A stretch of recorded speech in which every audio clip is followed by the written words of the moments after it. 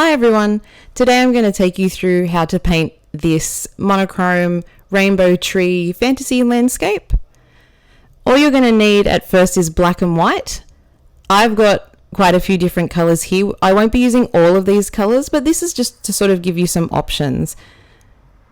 When it comes to the trees, it's completely up to you which colours you'd like to use. I will take you through the exact colours that I'm using when we get there. For the next couple of tutorials, these are the paints and the colours that I'm going to use, so you might want to invest in a few different colours if you are following along with me and are painting.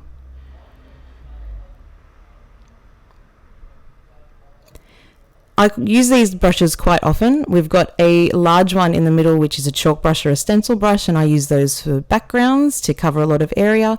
On the left, we have some dry brushes, and I use those to blend, and then I use a mix of flat brushes, round brushes, and some filbert brushes.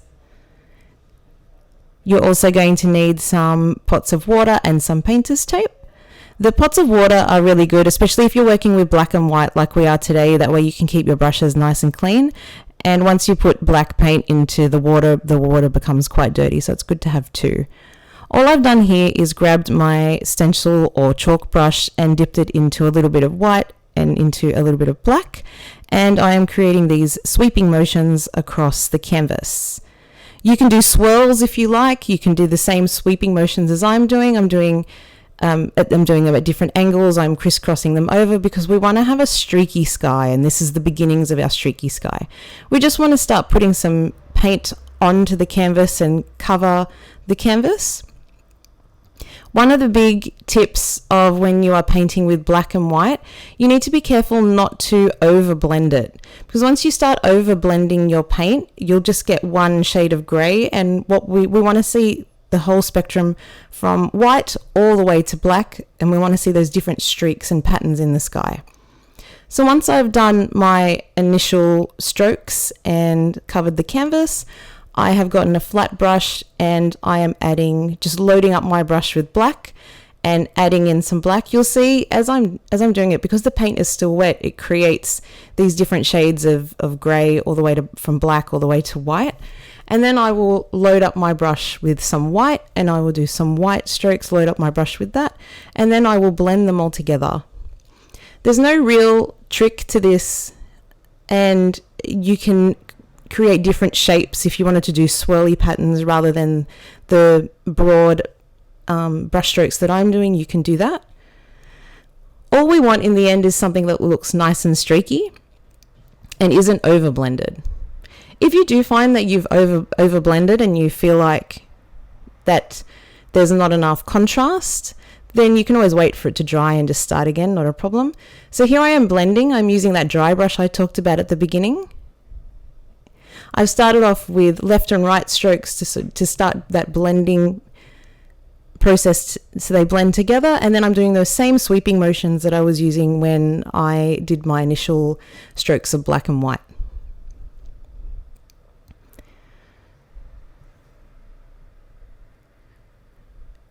You can always use a hairdryer as well if you want to have a break. You can go and make a cup of tea and let your paint dry and then come back to it if you feel like you've over blended, or you need to start again, or you need to go over it. Or you can have a hairdryer and you can use a hairdryer on it. Acrylic is quite forgiving and it dries fairly quickly. So once it's dry, you can pretty much paint over it and you wouldn't even know that there was anything underneath it. So you can see here that I have those different shades of grey, as well as some white, as well as some black, and the sky is going in different directions, which gives it that streaky look.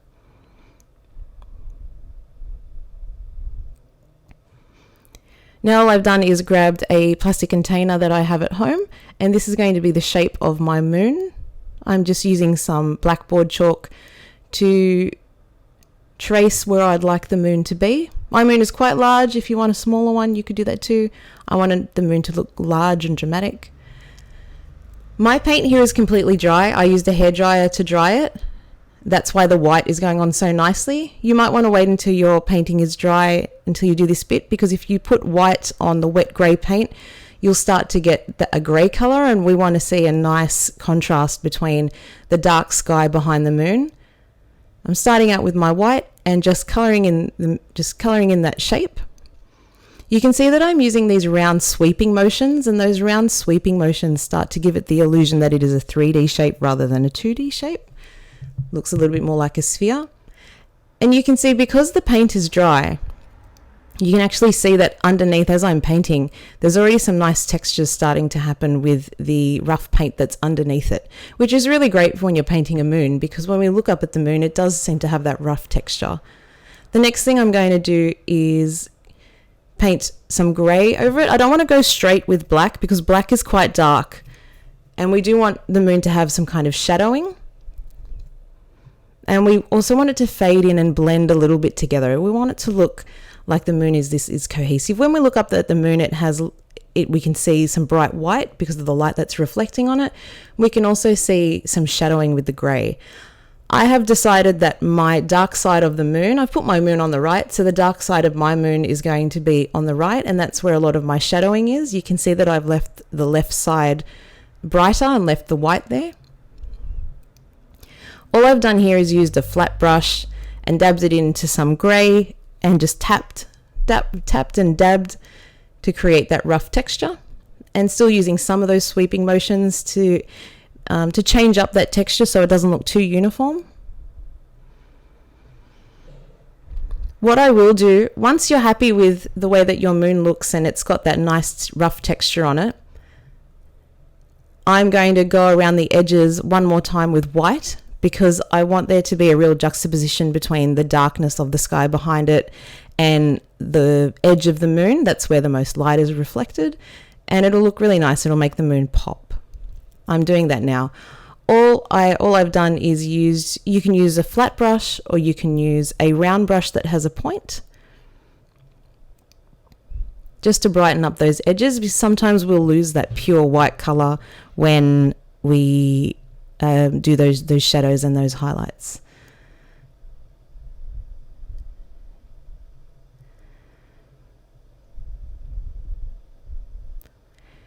Now all I've done is picked a fairly small round brush with a pointed tip, and I am dipping my brush into black, just black, and I am picking a couple of places where I would like to create a little bit of shadow behind the moon.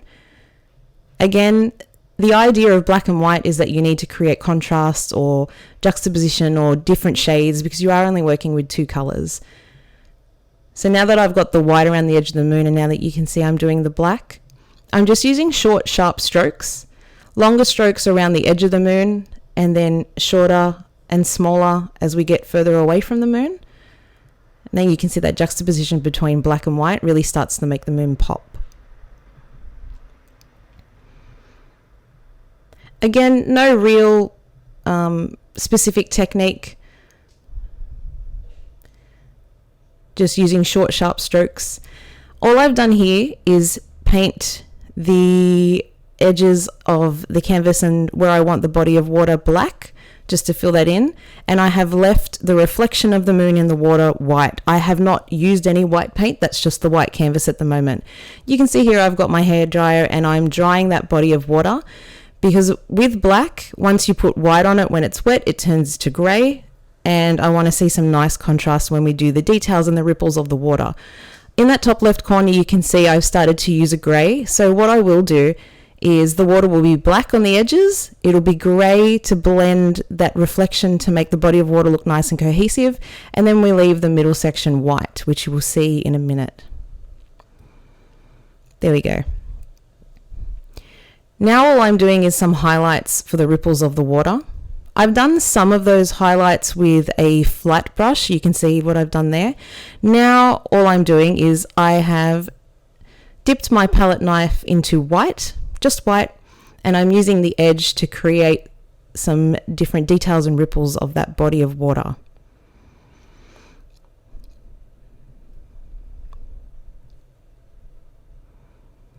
So no complicated techniques in any of these paintings.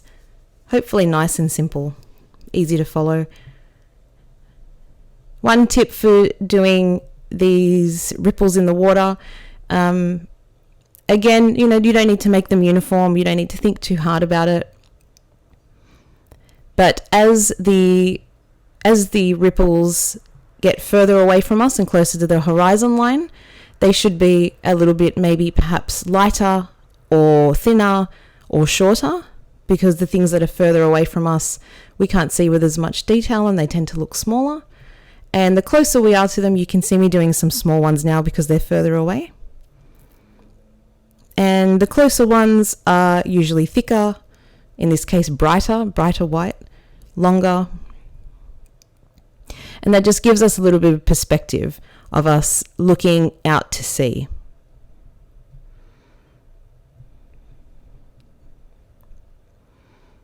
Try not to overdo these highlights, because again, and you can see why I dried the black before I put the white on. Because what happens is if you don't do that, then you don't get that nice contrast. Now all I'm doing, exactly the same technique, same thing. If you look at those ripples that are closer to us, they are thicker and a little bit darker and a little bit longer. And then as we get further away, they're a little bit lighter. So I've dipped my palette knife in black for those ripples at the front. And this makes the water look cohesive, makes it look like one body of water.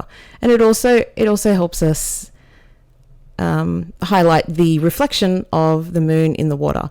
I've used grey as we get a little bit closer to the horizon line to make those ripples look a little bit lighter and further away.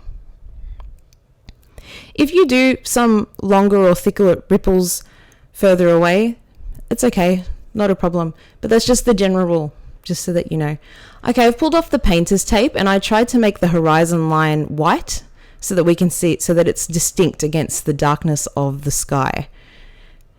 Now we're working on our foreground. I'm using a fairly thick filbert brush. A filbert brush looks a lot like a flat brush, except it sort of has a rounded tip rather than a flat one. And I'm just marking in where I want my trees to be. I've chosen two. I wanted two thinner trunks, but if you want to do one thicker tree, that's totally okay.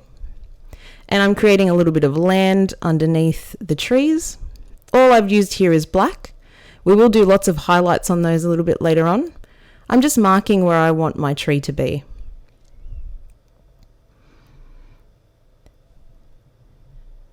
To create those different thicknesses in the branches and in the trunk, you'll see me do the branches in a second. All I've done is I load up my brush with black, and then I apply quite a bit of pressure and go straight up or snake my way up the canvas to create the trunks. And then I'm using a smaller, thinner brush for these branches, still using a flat brush. You can also use a round brush with a pointed tip as well. Sometimes I use, for those really top, delicate, more fragile branches, I'll use a different brush. But if all you need to do is apply more pressure, the closer it is to the trunk, and then release some of that pressure on the canvas to create a thinner line as you are tapering up.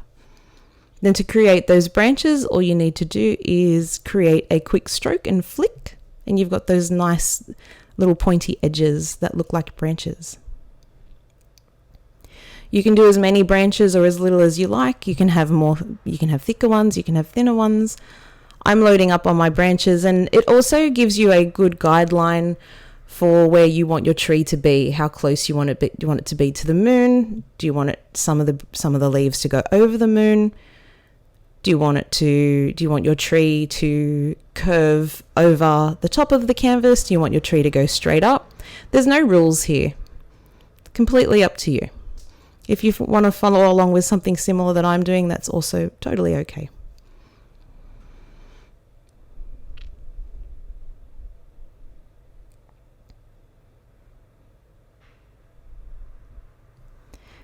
Now I've finished all of my branches for the larger tree on the left, and to create a little bit of balance and something else on the other side, I am creating a smaller tree. Now I don't want to ruin all of that lovely work that we've done with the reflection and the water and the moon, so my smaller tree will sit just under the moon. I'm using the exact same technique as I used for the bigger tree, except I'm using a smaller and a thinner brush. This brush that I'm using is a round brush with a pointed tip, because it's a smaller tree, so it will look a little bit more delicate.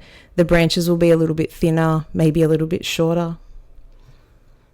Same technique, more pressure when you want to create a thick line, and then just lifting your hand off the page and releasing some of that pressure as you want to go thinner. And then creating little flicks for those smaller branches at the end. And this is just marking where you want your different objects to be. All right, now I've taken a stipple brush. This is quite a shabby stipple brush with a pointed tip, which is really great for doing rough leaves because you want them to look, you don't want them to look uniform, and you want them to look like there are different little leaves all over the tree. I am using a violet color, a dark violet, and an aqua blue, and all I've done is dip my brush into the violet and into the blue. So the technique for this, or the tip I can give you, is I wanted the bottom part of my brush to have the darker color, and then the tip of my brush to have the lighter color, and that creates that shadow. The darker color creates almost like a shadow, and then the blue is brighter because that's where the light is hitting. It'll hit on the tips. So you'll see that when I tap and dab, that the violet is closer to the base of my brush, closer to that metal part of the brush, and then the light blue is closer to the tips. Now I'm doing the exact same thing. I have used cool red and cool yellow, and I have dipped my brush into the red, the base of the brush into the red, and then the tips of the bristles into the yellow because that's the lighter color. And I'm trying not to, I don't want to lose all of those beautiful colors from the violet and the blue that I've just done. So I'm trying to sort of go in between those leaves. I also wanted some of my leaves to go over the moon, and so I've done that there at the top. You don't have to do that. Your tree might be a slightly different shape, and that's okay. If you wanted to use completely different colors for this, you could. If you don't have the exact same colors I do, you can really, it's really completely up to you. If you wanted to use pinks instead, or pinks and oranges, or if you wanted to use something else, totally fine. Now I'm doing the exact same technique for the other tree, but I wanted this tree to be a little bit more red and yellow. So predominantly that tree on the left has a lot of blue and violet in it, and I wanted this one to be a little bit more red and yellow. I'm still using the violet. You can see that I'm using the violet and the red, and then I am creating the yellow tips of the leaves. I'm trying to use the lighter colors towards the top of the tree and the edges of the tree because that's where the light hits.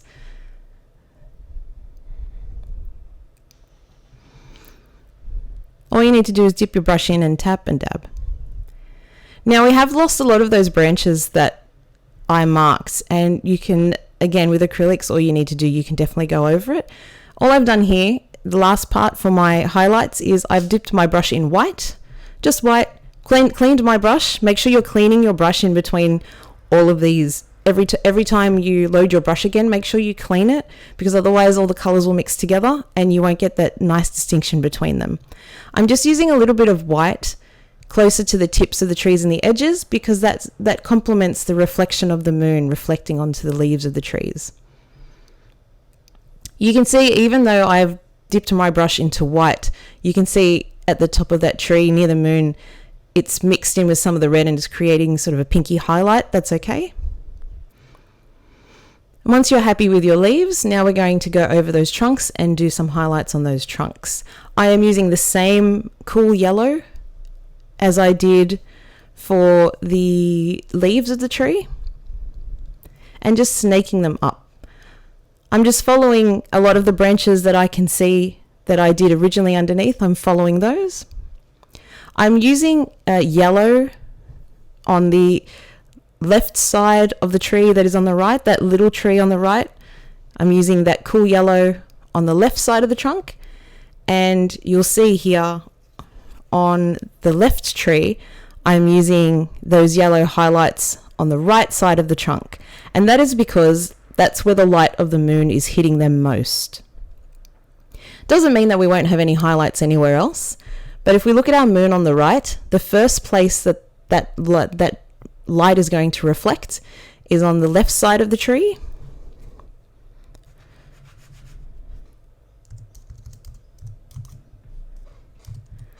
is the left side of the tree for that small tree on the right, and then the right side of the tree for that big blue one on the left. I'm using both the cool red and the cool yellow because it complements the colours we've used in the leaves. And against the black, it does look quite dramatic and quite pretty. Because the tree on the left is predominantly a little bit more violet and blue, and the tree on the right, the smaller tree on the right, is a little bit more red and yellow, what I will do is to balance it out and so they complement each other, the highlights on the tree on the left are going to be mostly yellow and red. And on the right side, I'm also going to use some of that aqua blue, and it just ties it all in nicely together. When you're doing these highlights, so I'm using the red on the right because it's a little bit of a darker color, and I figured that there's not as much light there. I'm also going back over those branches with some black as well, just to create those last little details. I'm using a thin round brush here that has a pointed tip, and all I'm doing is loading up my brush with quite a lot of yellow paint. The wonderful thing about painting nature and trees is that you don't necessarily have to have a super steady hand, because you want those lines. You don't want those lines to be too perfect. You want there to be texture. You want there to be different thin and thick.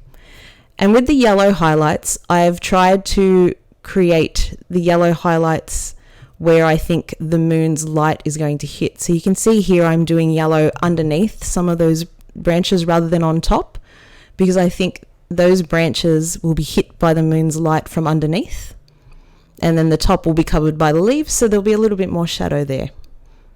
Again, none of this needs to be perfect. And I'm loading up my brush, cleaning it off, loading it up, because that's how you get that really vibrant yellow color.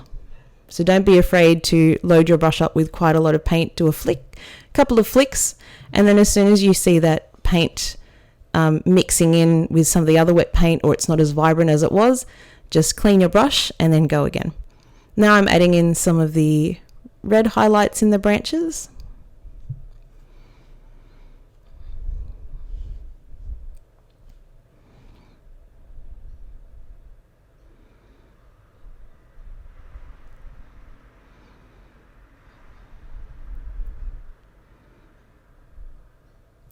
The other reason that you need to load up your brush and make those nice and vibrant is because on top of that black, it looks really beautiful and really dramatic, and you do want to see some kind of contrast. Especially when you have vibrant colors against white, it looks very beautiful, and when you have vibrant colors against black, it looks very dramatic. Again, you can do as many of these branches or as little as you like. Try not to overdo it, because we do want to see all of the colors. We want to be able to see those beautiful blue and violet leaves. We want to be able to see some of the yellow highlights. And then we also want to see the trunk, and we want to see all those beautiful details that you've added in. So you can see I've used the aqua blue here just to sort of complement the blue that we see. There's not as much blue in the tree on the right as there is on the left. And I just wanted to make sure that everything complements each other.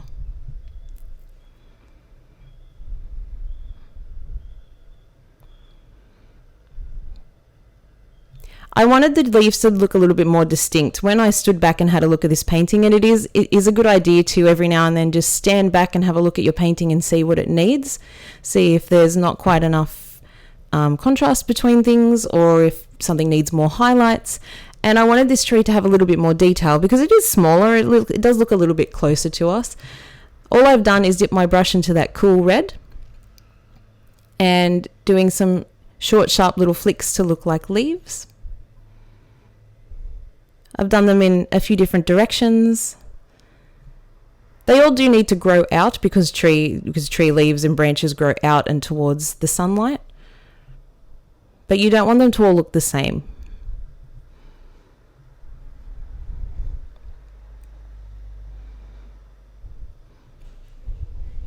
Now I've got some yellow, just doing a few yellow leaves.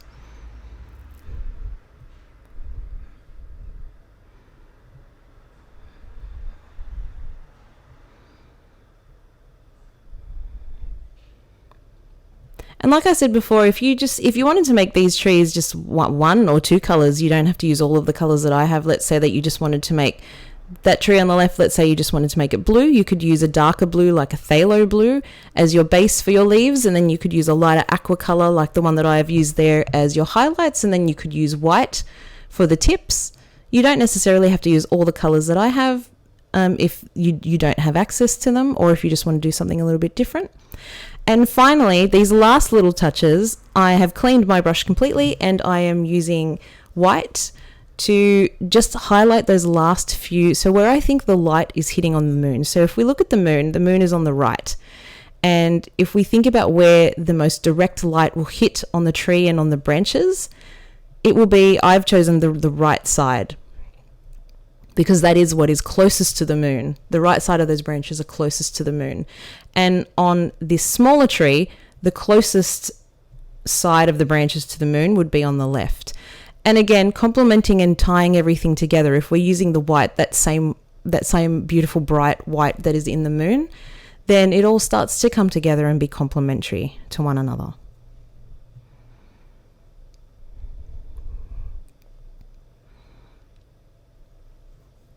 The last thing I will do, just to give that water a little bit more detail and do those last little details that tie in everything very, very nicely, is I will add some of those colors in the trees into the reflection of the water, because those trees, the colors of those trees may reflect on the water as well. These are my last little highlights of the trunks and the branches. Remember, the body of water behind those trees is also black, so we want to make sure that there's a distinct difference between the object in the front, which is the trees, and then the water behind it, which is why I've added in those last few highlights. Here I'm using that same aqua blue. I'm using that aqua blue mixed in with a tiny bit of white, and I'm not loading up my brush as much as when I was doing the highlights of the trees or the leaves. I'm not using a lot of pressure. You can see that the colors and the strokes that I'm doing are a little bit lighter. You can also use your finger to blend these in as well. See, I'm not using as much paint because I just want those subtle colors to be reflected in the water. The same colors that are in the trees will be reflected on the body of water. I'm using my fingers to sort of scrub them in a little bit. They do look a little bit bright. I want them to look a little bit more subtle. So I've cleaned my brush and then I'm just going over them again with white. And every time I am reapplying the white on my brush, I'm making sure my brush is nice and clean so it doesn't pick up colors from anywhere else. Just going over it with a little bit of white to be a little bit more subtle. And there you have it. That's it, finished product. If you haven't painted along with me today, thank you so much for watching. And hopefully one day we can do a painting together and you can follow along.